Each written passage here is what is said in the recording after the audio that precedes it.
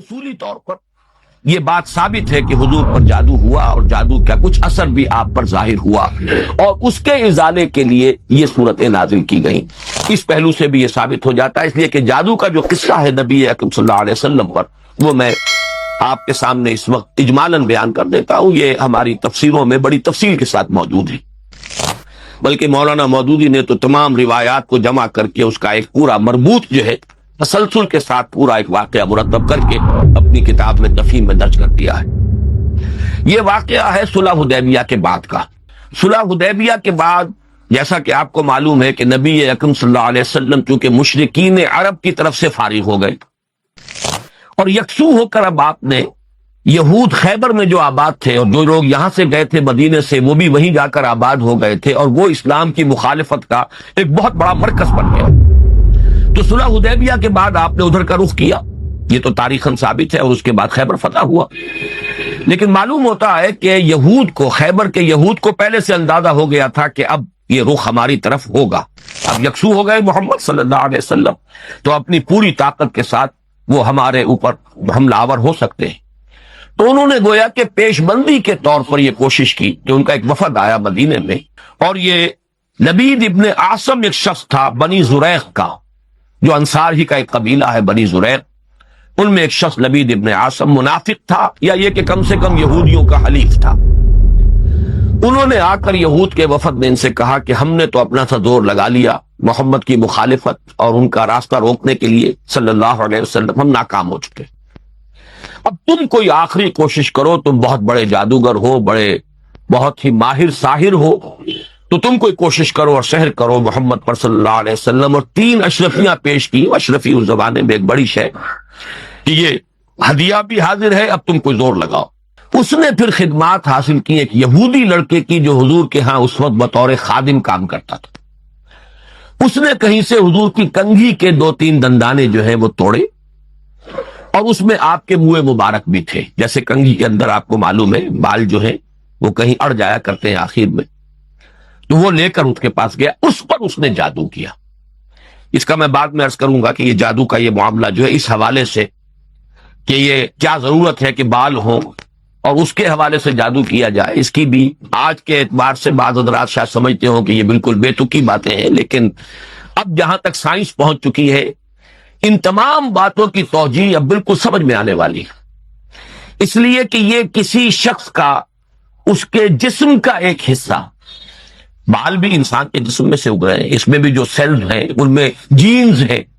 اور ہر شخص کے کچھ جینز ہیں جس کے حوالے سے اس کی شخصیت کا تشخص ہے، اس کی انفرادیت ہے، ان جینز کے حوالے سے ان کے واسطے سے اس شخص کے ساتھ ربط قائم کرنا، جو بھی قوتیں ہیں، یا وہ جنات کے ذریعے سے، ارواح خبیثہ جنہیں ہم کہیں گے ان کے ذریعے سے، یا کوئی اور شکلیں ہو سکتی ہیں،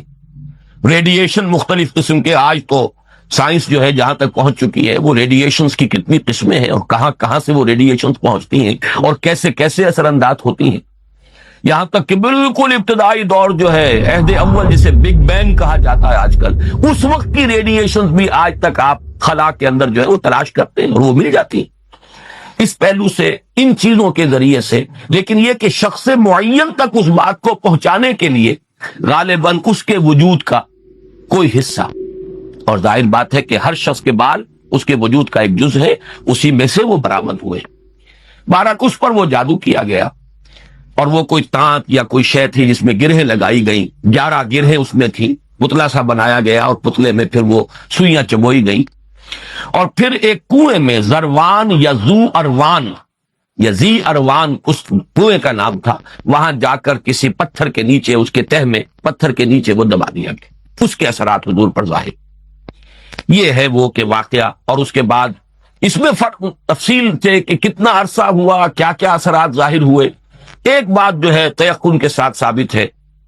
کہ حضور کی کچھ کیفیت ایسی ہو گئی تھی جیسے جسم کچھ جکڑا سا گیا ہو، بند سا گیا ہو، ایک نشاط کی کیفیت ہوتی ہے، طبیعت کھلی ہوئی، اور ایک جیسے کہ طبیعت کے اندر کچھ بندش سی ہے، اور کچھ ایسی کیفیت کہ کوئی کام آپ نے نہیں کیا ہوتا تھا لیکن آپ نے سمجھ لیا کہ میں یہ کام کر چکا ہوں، اس طرح کا کچھ نسیان کی کیفیت بھی آپ پر کچھ عرصے کے لیے طاری رہی۔ اس حیثیت میں، اس حالت میں آپ نے کسی سے تذکرہ تو نہیں کیا اور نہ ہی اس کا کوئی چرچا ہوا، لیکن آپ جیسے کوئی اندر ہی اندر سے گھلتے سے جا رہے تھے اس جادو کے زیر اثر۔ اس کے بعد ایک رات ایسا ہوا، اب یہ حضور نے خواب میں دیکھا، یا جسے مابین النوم والیقظہ کہا جائے گا، خواب اور بیداری کی درمیانی کیفیت، نیند اور بیداری کے درمیان کا معاملہ۔ اس میں آپ نے یہ دیکھا کہ دو انسان آئے، دو فرشتے انسانی شکل میں، ایک آپ کے سرانے بیٹھ گیا، ایک پائے پہ بیٹھ گیا، اور ان کا مکالمہ ہوا۔ اس مکالمے کے ذریعے سے گویا کہ اللہ تعالیٰ نے حضور پر یہ ساری حقیقت بیان کر دی۔ انہیں کیا ہوا ہے، یہ بیمار ہیں، بیماری کیا ہے، ان پر جادو کیا گیا ہے، جادو کس نے کیا ہے، لبید بن عاصم نے کیا، کس شے میں کیا ہے، وہ ساری تفصیل، کہاں ہے وہ، وہاں دبا ہوا ہے۔ یہ حضور صلی اللہ علیہ وسلم کو جب یہ چیز بتا دی گئی تو اگلے دن پھر آپ نے صبح حضرت عائشہ سے بھی بتایا کہ یہ واقعہ اس طرح مجھے ہوا، اور میری جو تکلیف تھی اس کا مجھے اللہ تعالیٰ کی طرف سے علاج بتا دیا گیا۔ پھر آپ حضرت علی رضی اللہ تعالیٰ عنہ کو اور غالباً حضرت طلحہ کو، ان کو آپ نے بھیجا، کچھ اور لوگ بھی ساتھ ہو گئے، بنو زریق کے بھی کچھ لوگ ساتھ ہوئے، اور جا کر اس کنویں میں سے پھر وہ چھین نکال لی گئی، اور حضور صلی اللہ علیہ وسلم بھی وہیں پر پہنچ گئے۔ پھر یہی 11 آیات، 11 گرہیں تھی جو اس میں لگی ہوئی تھی، اور آپ نے ہر گرہ پر ایک ایک آیت پڑھ کر ایک گرہ کو کھولا ہے، اور آپ کی طبیعت ایسے ہو گئی جیسے کہ وہ جو بندش سی ہو گئی تھی، جیسے کچھ جکڑ بند ہو اور اس کے بعد ایک دم جو ہے کھل جائے، کیفیت جو ہے اس سے نجات مل جائے، نشاط کی طبیعت کیفیت پیدا ہو جائے، یہ ہو گیا۔ یہ واقعہ ہے کہ جو حضرت عائشہ رضی اللہ تعالی عنہا سے، حضرت زید ابن ارقم سے رضی اللہ تعالی عنہ، حضرت عبداللہ ابن عباس سے رضی اللہ تعالی عنہما، اجمال کے ساتھ، اختصار کے ساتھ تو صحیح بخاری، صحیح مسلم اور مسند احمد اور تمام کتابیں جو ہیں ان کے اندر یہ واقعہ موجود ہے۔ البتہ یہ کہ صحیحین میں جو روایت ہے وہ بہت اجمالی ہے، جبکہ یہ تفاصیل جو ہیں زیادہ، اور جنہیں زیادہ ان تفاصیل کی سے شوق ہو اور کوئی دلچسپی ہو تو وہ مولانا مودودی صاحب کی تفہیم میں دیکھ لیں، اس میں یہ کہ زیادہ تفاصیل ہے، لیکن یہ تفاصیل صحیحین کی روایت میں نہیں، اس میں اصولاً بات ثابت ہے کہ حضور پر سحر ہوا اور سحر کے یہ اثرات ہوئے، اور اس کے بعد اس طریقے سے وہ سحر جو ہے اس کے اثرات غائب کیے گئے۔ ایک تواتر کے ساتھ جو ہمیں روایت ملتی ہے کہ یہ حضور صلی اللہ علیہ وسلم پر جب سحر ہوا ہے اس وقت یہ صورت نازل ہوئی ہے، اور حضرت جبرائیل علیہ السلام نے یہ تلقین فرمائی کہ ان آیات کے ذریعے سے آپ اس سحر کے اثر کو زائل کریں، چونکہ ان میں ایک آیت موجود بھی ہے وَمِن شَرِّ النَّفَّاثَاتِ فِي الْعُقَدِ، تو اس کے حوالے سے اس میں ایک ربط بھی قائم ہوتا ہے، وَمِن شَرِّ النَّفَّاثَاتِ فِي الْعُقَدِ، اور پھونک مارنے والیوں کی شر سے کہ جو گرہوں پر، عقدوں پر پھونک مارتی ہیں۔ یہ ہے وہ جادو اور ٹونے کا معاملہ، جادو، ٹونا، ٹوٹکا۔ اس میں نفاثات کیوں آیا؟ جادوگر تو مرد بھی ہوتے ہیں، عورتیں بھی ہوتی ہیں، اس کے بارے میں مختلف تعبیرات کی گئی ہیں، کیونکہ ان کے نفوس کی یہ شرارت ہے، لہذا نفس کی طرف نسبت دیتے ہوئے اسے مؤنث بنایا گیا، یا چونکہ ان کی جماعتیں ہیں، ان کے گروہ ہیں، لہذا ایک جماعت کے لیے لفظ مؤنث کہا جاتا ہے عربی زبان میں، تو شاید اس کے اعتبار سے نفاسات کہا گیا۔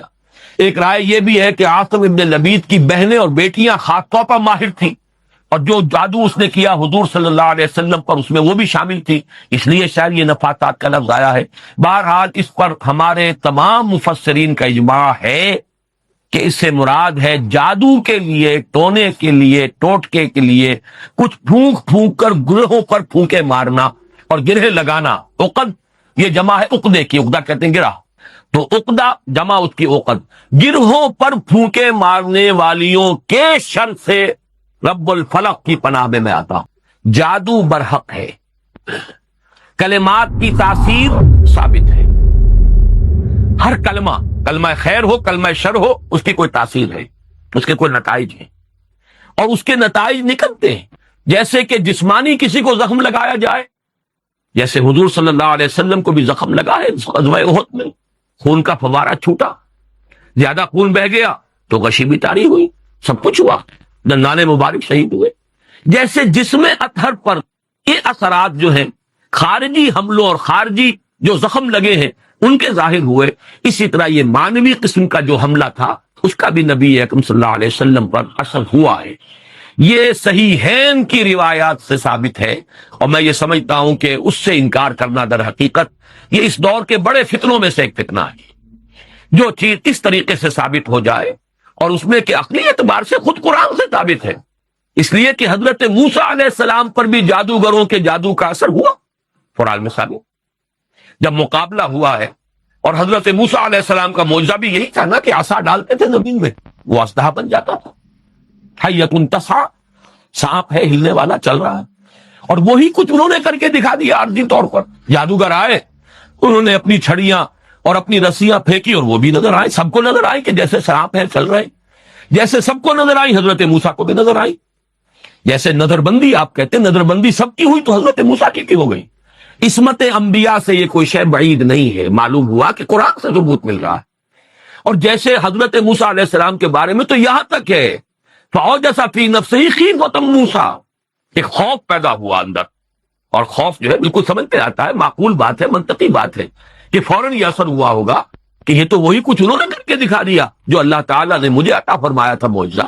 دیکھنے والوں کو تو وہی کچھ نظر آ گیا، فرق کیا ہوا؟ ڈگری کا فرق رہ جائے گا شاید۔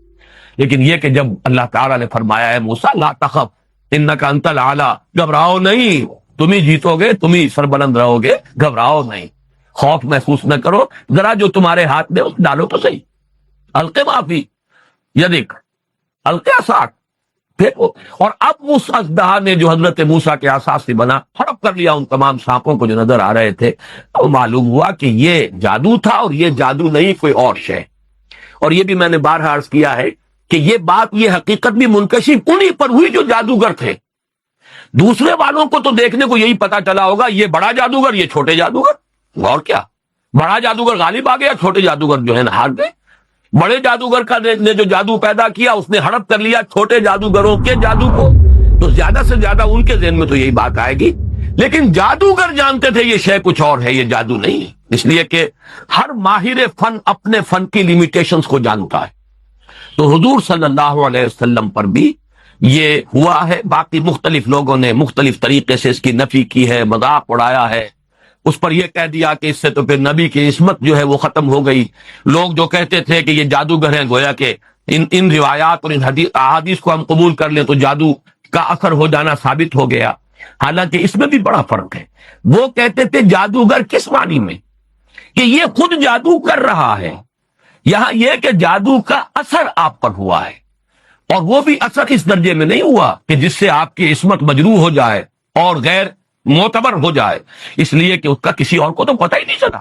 گھر والوں کو بھی اندازہ نہیں ہوا، صرف حضور نے اس کیفیت کو محسوس کیا ہے، اور وہ بھی صرف دنیاوی معاملات میں۔ کسی نماز کے بارے میں یہ نہیں آیا کہ حضور نے نہ پڑھی ہو اور آپ کو یہ گمان ہو گیا ہو کہ میں پڑھ چکا ہوں، نہیں۔ البتہ یہ کہ تعلق زن و شوق، میں اپنی فلاں اہلیہ کے ہاں ہو آیا ہوں لیکن آپ نہیں گئے،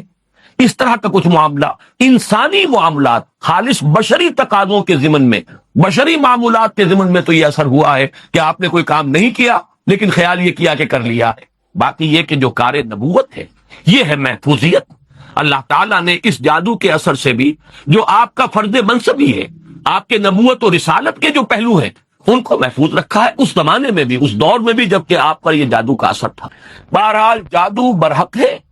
البتہ جادو کرنا کفر ہے۔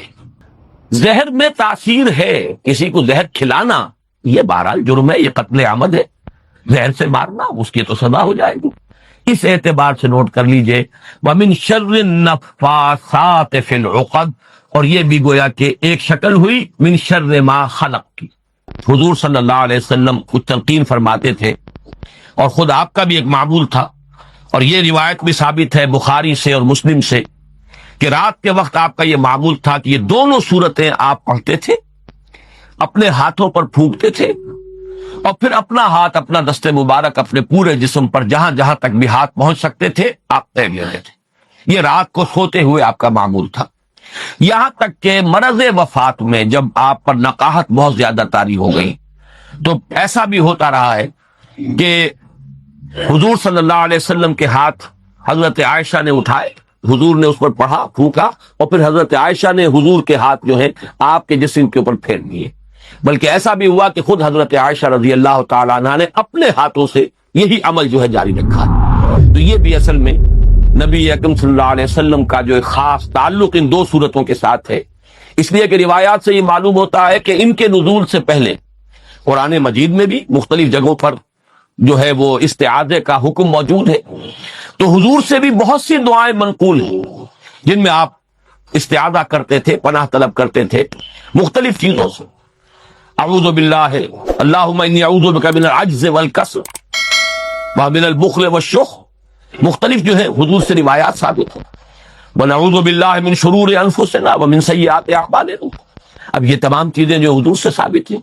لیکن جب یہ صورتیں نازل ہو گئی تو اس کے بعد حضور صلی اللہ علیہ وسلم نے گویا کہ تعوذ جو ہے اپنا اس کو خاص کر لیا ان دو صورتوں کے ساتھ.